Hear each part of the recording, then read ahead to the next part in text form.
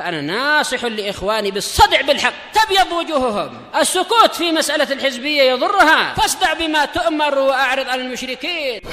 سلامي على دماج ورجالها والشيخ يحيى ودار العلم يا سعد بانيها. بسم الله الرحمن الرحيم.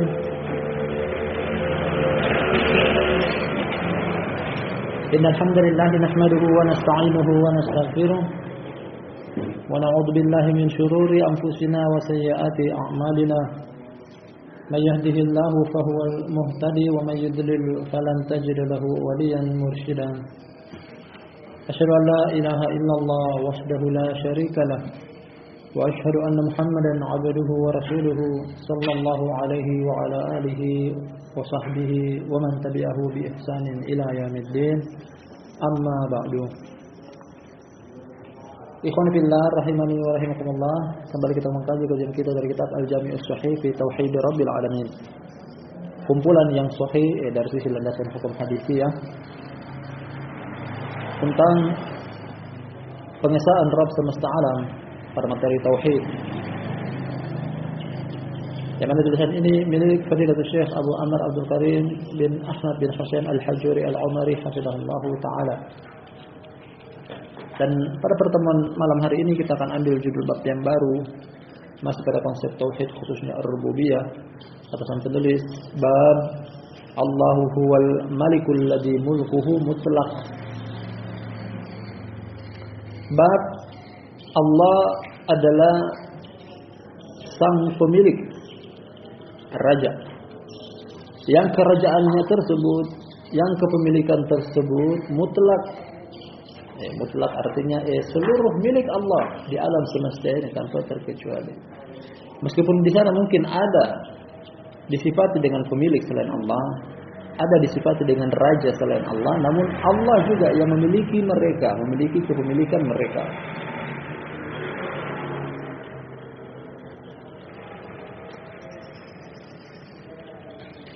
Sebagaimana judul bab sebelumnya atau dua judul bab yang telah kita lewati tentang konsep-konsep rububiyah Allah sang pencipta, dari situlah Allah memiliki nama Al-Khaliq. Demikian juga Allah pemberi rezeki. Dari kajian yang telah kita selesaikan pada pertemuan malam terakhir, dari situ terpecah bahwasanya Allah Subhanahu wa taala memiliki nama Ar-Razzaq, sang pemberi rezeki. Demikian juga pada judul bab ini terkandung nama Allah dari dalil-dalil yang akan sampai menisbahkan kepada kita nama Allah Subhanahu wa taala Al-Husna. Dan ada tiga nama yang terpecah dari hal kepemilikan yang disebutkan di dalam Al-Qur'an. Nama tersebut yang paling pertama adalah Al-Malik. Al-Malik yang artinya kepemilikan atau raja. Yang kedua Al-Malik, penggunaan isim fa'il dari fi'il madhi malaka. Kemudian nama yang ketiga yang juga datang di dalam Al-Qur'anul Karim kali ini dengan sifat musyabbahah, Al-Malik. Kesemuanya adalah datang landasan hukumnya. Adapun yang pertama dengan nama Al-Malik, beberapa ayat datang dalam Al-Qur'anul Karim semisal ucapan Allah Subhanahu wa taala Al-Malik, qul a'udzu birabbin nas malikin nas. Nah, Malik. Demikian juga datang dalam ayat pertama surat Al-Jumu'ah, yusabbihu lillahi ma fis samawati wa ma fil ard al-malikil quddusil azizil hakim. Dan beberapa ayat yang lainnya yang datang menerangkan tentang nama Al-Malik. Datang juga nama Allah Al-Malik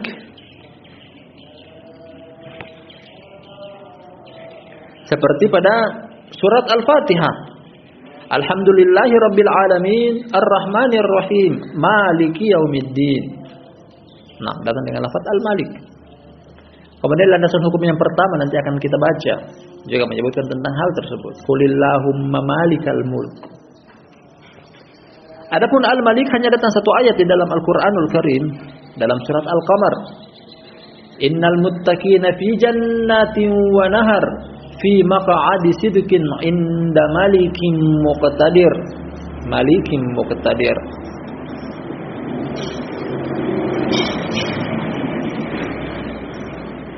Dari 3 nama Allah Subhanahu wa taala yang terpecah dari satu suku kata yang sama, malaka. 2 pecahan yang pertama boleh diitlaqkan kepada selain Allah. Adapun 1 yang terakhir tidak boleh. Nah, 2 nama Allah pada urutan 1, 2, 3, 1 dan 2 boleh diperuntukkan kepada selain Allah. Adapun yang ketiga Al-Malik, nah kita tidak dapati landasan hukumnya. Yang pertama tentang penggunaan nama Al-Malik di dalam Al-Qur'an menyebutkan beberapa tempat seperti datang dalam surat Al-Baqarah penyebutan tentang raja dari kalangan Bani Israel. Wa qala lahum nabiyuhum innallaha qad ba'atsa lakum Taluta malika. Nabi mereka telah mengatakan sesungguhnya Allah telah mengutus kepada kalian Talut sebagai seorang raja dan seterusnya. Demikian juga dari surat Yusuf, nama Al-Malik diperuntukkan kepada raja di negeri Mesir. Qalu nafkidu suwa al-malik wa liman jaa bihi himlu ba'irin wa ana bihi za'im. Mereka berkata telah hilang barang-barang milik sang raja. Ini bersama orang yang datang membawa rombongan kendaraan onta. Demikian juga pada surat yang sama, surat Yusuf, kata Allah Subhanahu wa taala, "Wa qala al-maliku inni ara sab'a baqaratin simanin ya'kuluhunna sab'un ijafun wa sab'a sumbulatin khudrin wa ukhra yabisat." Berkata sang raja. Nah, Al-Malik diperuntukkan kepada pembesar di kerajaan Mesir. Kemudian nama Al-Malik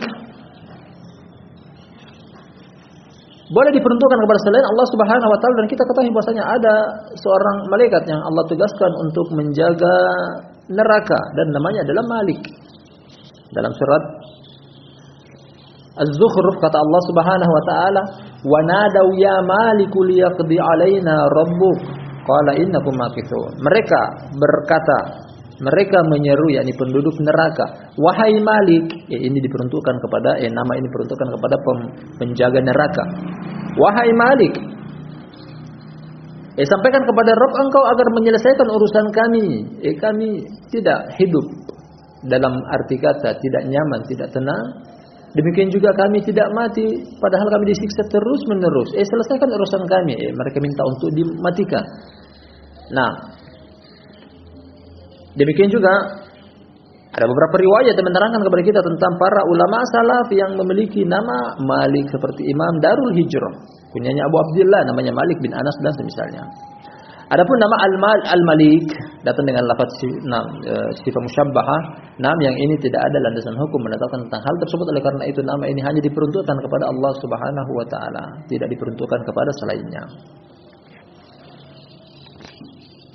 Dan kita akan baca landasan hukumnya mulai dari ayat dan juga hadis, dan sana kita akan jabarkan lebih panjang dan lebar berkaitan dengan nama Allah Al-Malik, Al-Malik, Al-Malik, kemudian hal-hal yang berkaitan dengan kerajaan atau kepemilikan Allah Tabaraka wa taala. Berkata Syekh Abu Amr Abdul Karim Al-Hajuri hafizahullah taala di bawah judul bab Allahu huwal Malik, Allah adalah sang raja. Alladzi mulkuhu mutlak, yang mana kerajaan adalah mutlak, seluruh yang di alam semesta adalah milik dia. Qala Allah jalla fi ula, berkata Allah yang tinggi, yang mulia ketinggiannya. Qulillahumma malikal mulk tu'til mulka man tasha'u wa tanzi'ul mulka mimman tasha' wa tu'izzu man tasha'u wa tudhillu man tasha' biyadikal khairu innaka ala kulli syai'in qadir. Ayat setelahnya juga bagus untuk disebutkan, digandingkan dengan ayat ini. Tulijul laila fin nahari wa tulijul nahara fil lail wa tukhrijul hayya minal mayyit wa tukhrijul mayyita minal hayy wa tarzuqu man tasha'u bighairi hisab. Yang artinya kata Allah yang mulia ketinggiannya, katakanlah wahai Muhammad sallallahu alaihi wasallam, wahai Allah,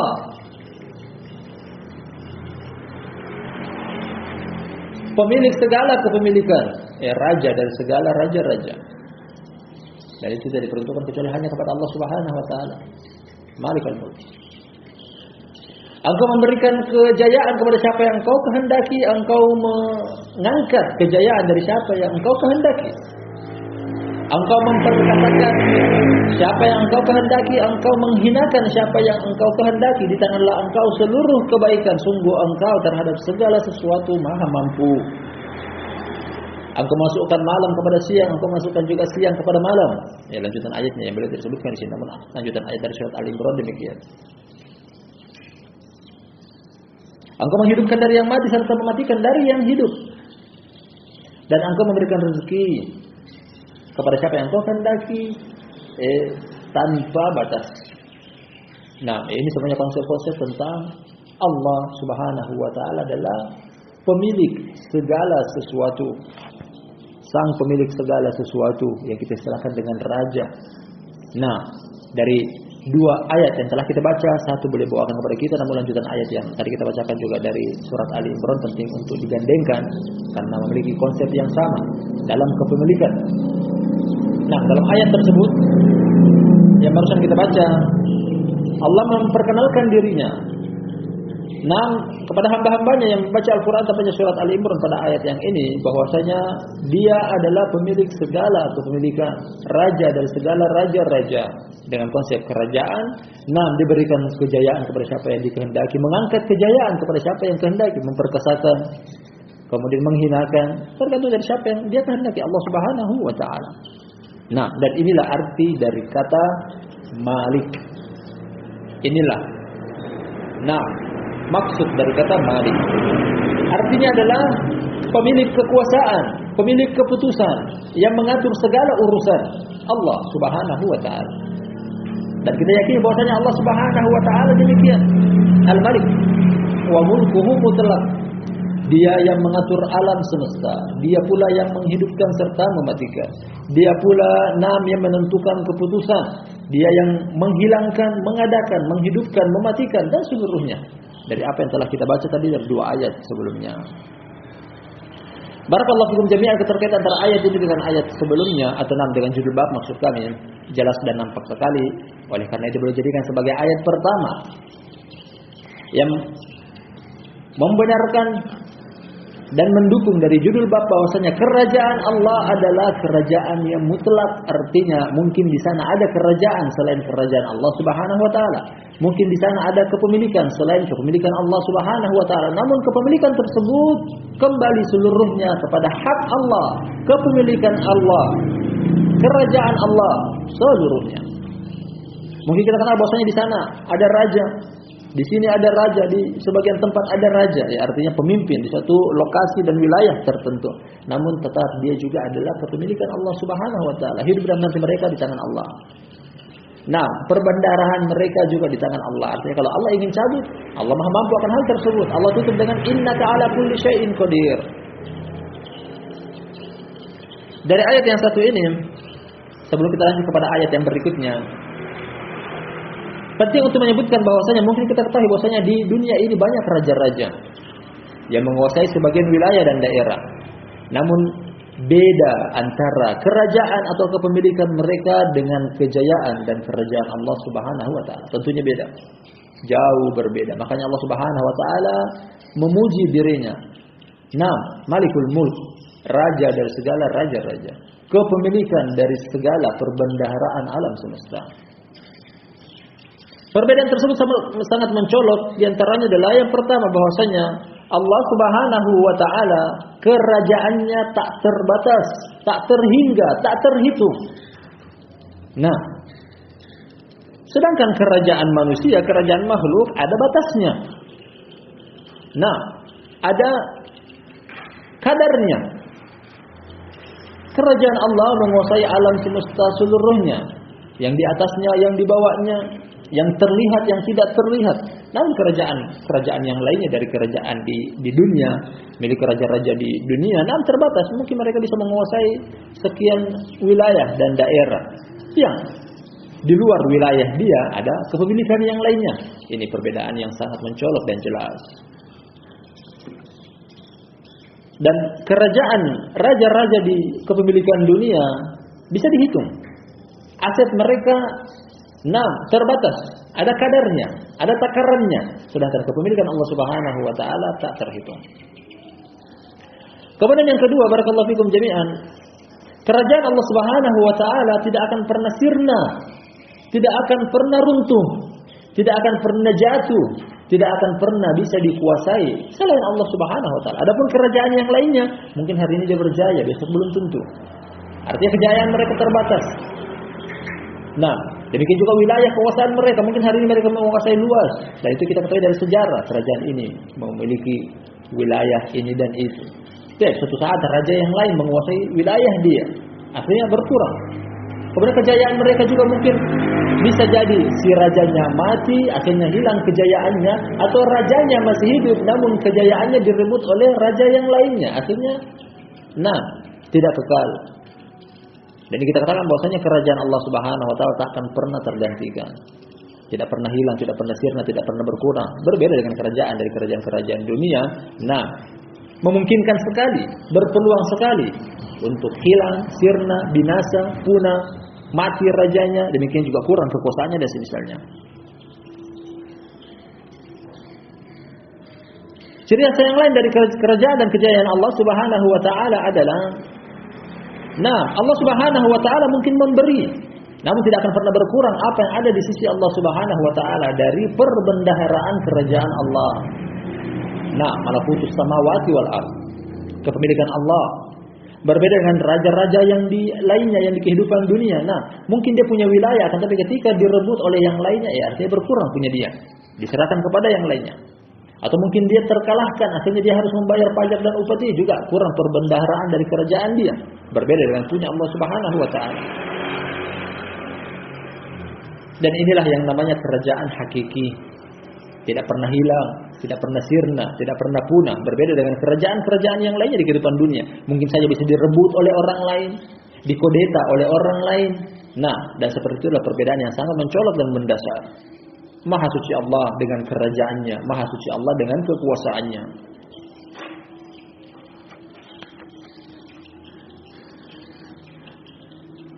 Di kehidupan dunia mungkin kita butuh dengan pemimpin. Para ulama menerangkan bahwa hidup tanpa pemimpin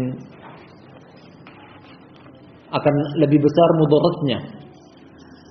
Hidup tanpa pemimpin akan lebih besar mudaratnya daripada hidup dengan pemimpin yang mungkin zalim. Oleh karena itu kita butuh dengan pemimpin. Namun kita lebih butuh dengan pemimpin, artinya kita lebih butuh dengan Allah Subhanahu wa taala Al-Malik, alladzi mulkuhu mutlaq. Yani Allah Subhanahu wa taala. Kita baca ayat yang kedua.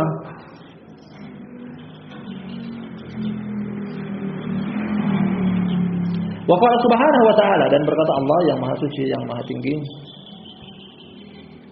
wa huwa alladhi khalaqa as-samawati wal arda bil haqq wa yawma yaqulu kun fayakunu qawluhu al haqq yawma yunfakhu fis sur alimul ghaibi wasy syahadati wa huwal hakimul khabir. Kata Allah Subhanahu wa ta'ala, dialah, yani Allah Subhanahu wa ta'ala, yang menciptakan langit-langit serta bumi dengan al-haq. Allah menciptakan langit, Allah menciptakan bumi dengan kebenaran. Artinya karena kebenaranlah, karena al-haqlah, langit dan bumi masih tegak berdiri.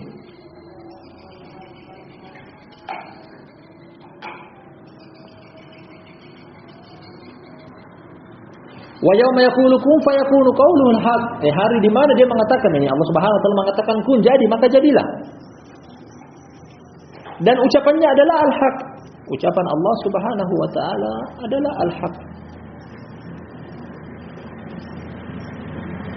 Walahul mulk, dan dengan lafaz inilah sang penulis bawakan ayat ini.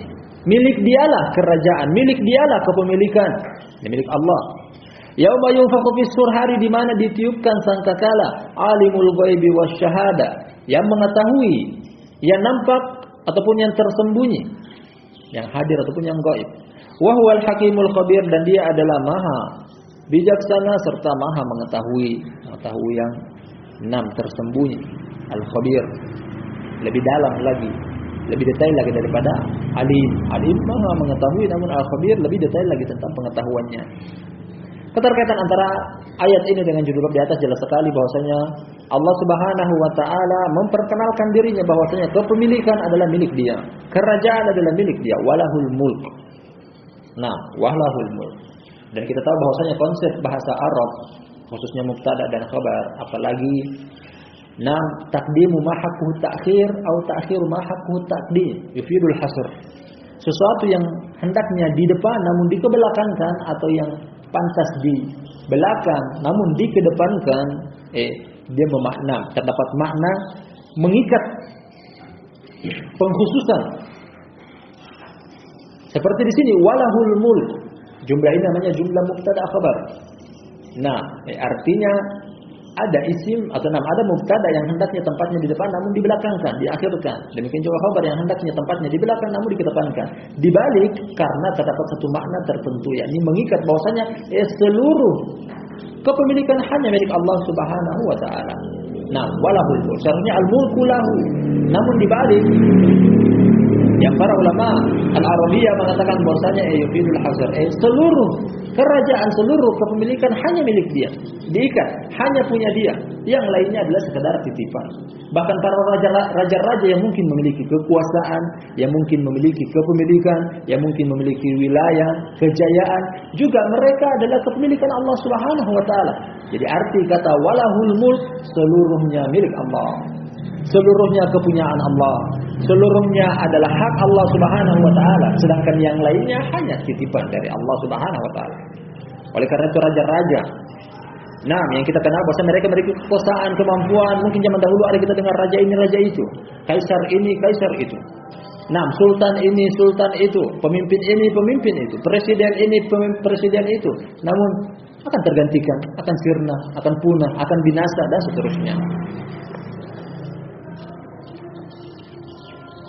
Jelas sekali keterkaitan antara ayat ini dengan judul bab di atas tadi dari lafaz walahul mulk, yang kita katakan bahwasanya yufidul hasr. Wa qala subhanahu wa ta'ala, ayat yang ketiga, dan berkata Allah yang maha suci, yang maha tinggi, wa qul alhamdulillahilladzi lam yattakhidh waladan wa lam yakul lahu syarikun fil mulk wa lam yakul lahu waliyyun minadh dhulli wa kabbirhu takbira. Ayat yang ketiga dalam judul bab tentang Allahu huwal malik, Allah adalah sang raja yang memiliki. Katakanlah wahai Muhammad, alhamdulillahilladzi, segala puji hanya milik Allah yang lam yattakhidh waladan, yang tidak menjadikan anak keturunan. Allah tidak menjadikan bagi dirinya anak keturunan. Yang menisbahkan ini berarti mendustakan Al-Qur'an. Walam yakul lahu syarikun fil mulk, dan dengan lafaz inilah, dan dia tidak menjadikan bagi diri Allah. Ya, Allah tidak menjadikan bagi diri Allah sekutu, tandingan, saingan dalam kerajaannya. Allah tidak ada tandingan, tidak ada saingan, tidak ada sekutu. Mungkin berbeda dengan raja-raja di kehidupan dunia, saling merebut kekuasaan, saling merampas wilayah, saling menjatuhkan, saling kudeta. Namun untuk Allah Subhanahu wa taala hal itu tidak berlaku. Siapa yang mau merebut kerajaan Allah Subhanahu wa taala tidak akan mungkin bisa. Tidak akan mungkin tercapai. Tidak akan mungkin terlaksana. Walam yakul lahu syarikun fil mulk. Walam yakul lahu waliyyun minadh dhulli, dan dia tidak memiliki wali, pembela, penolong. Dalam kerendahan arti Allah tidak pernah rendah. Allah tidak pernah hina yang butuh untuk ditinggikan, butuh untuk diangkat. Tidak ada. Walam yakul lahu waliyyun minadh dhulli. Allah tidak pernah rendah untuk diangkat. Allah tidak pernah hina untuk dipuji. Dia tidak butuh itu semuanya. Wa kabbirhu takbira, kemudian Allah tutup bahwasanya, tinggikanlah Allah, besarkanlah Allah. Pujilah Allah dengan setinggi mungkin. Besarkanlah Allah karena dia pantas untuk dibesarkan. Keterkaitan antara ayat ini dengan barakallahu fikum jami'an judul bab di atas sangat gamblang dan jelas sekali. Inilah sekilas akan perbedaan antara kerajaan di dunia, dari raja-raja di kehidupan dunia, serta kerajaan Allah Subhanahu wa taala, kepemilikan Allah Subhanahu wa taala. Dari lafaz walam yakul lahu syarikun fil mulk, Allah tidak ada sekutu, tidak ada tandingan, tidak ada saingan. Kalau kita ketahui tentang raja-raja di kehidupan dunia, ada raja, biasanya dia punya orang-orang dekat yang mendukung kerajaan dia, paling tidak ada panglima perang. Kemudian mungkin ada wakil, sekretaris, bendahara. Didukung juga bahwasanya dia mungkin hanya sekedar pemimpin, namun untuk bergerak ke lapangan dia butuh asisten. Dia punya menteri-menteri yang bergerak di bidang ini, bergerak di bidang itu. Nah, namun Allah Subhanahu wa taala tidak seperti itu. Allah Subhanahu wa taala kerajaannya tidak seperti itu. Allah yang menghidupkan satu-satunya, Allah yang mematikan satu-satunya. Nah, Allah Subhanahu wa taala menurunkan hujan, menumbuhkan tumbuh-tumbuhan. Allah merahmati, menyayangi, murka dan seterusnya dari pekerjaan-pekerjaan Allah Subhanahu wa taala merupakan konsep-konsep dari rububiyah Allah Subhanahu wa taala seluruhnya. Walam yakul lahu syarikun fil mulk. Allah tidak memiliki tandingan, saingan, sekutu, pembela, penolong. Nah, Allahu Ahad, Allah Maha Satu dalam pekerjaannya, dalam perbuatannya, dalam nama serta sifatnya, dalam sifat rububiyah pekerjaan Allah serta dalam sifat uluhiyah Allah Subhanahu wa taala diibadahi. Inilah titik perbedaan yang sangat mendasar antara kerajaan Allah dan kerajaan orang-orang di kehidupan dunia. Subhanallah. Dari sini kita mengetahui bahwasanya seagung-agungnya raja di kehidupan dunia masih agung Allah Subhanahu wa taala, tak tertandingkan. Karena mereka bekerja dalam kerajaan mereka butuh ajudan, butuh mungkin pengawal, security. Itu Allah tidak butuh semuanya. Raja-raja di kehidupan dunia butuh wakil. Nah, bahkan mereka untuk terjun ke lapangan belum tentu langsung bisa. Mesti mereka mengutus orang-orang yang bekerja di bidang tertentu yang ditugaskan oleh si pemimpin tersebut. Nah, menteri ini, menteri itu dan semisalnya. Namun Allah tidak butuh itu semuanya. Allah tidak butuh itu semuanya. Nah, barakallahu fikum jami'an, mengkaji konsep-konsep tauhid semacam ini, apalagi tauhid rububiyah, semakin kenal kita siapa itu Allah, semakin meninggikan kita siapa itu Allah. Makanya Allah tutup ayat ini dengan wakabbirhu takbira. Wakabbirhu takbira. Allah tidak menjadikan anak keturunan. Allah tidak punya sekutu dalam kerajaan. Allah juga tidak butuh bantuan. Nah, ketika direndahkan, ketika dihinakan, Allah tidak butuh untuk ditinggikan. Allah tutup dengan wakabbirhu takbira. Inilah. Nah, barakallahu fikum jami'an, fawaid dari mengenal Allah Subhanahu wa taala, kemudian Allah tutup bahwasanya Allah itu patut untuk dibesarkan, Allah patut diagungkan, Allah patut dipuji. Wakabbirhu takbira, datang dengan lafaz fi'il amr. Besarkan Allah.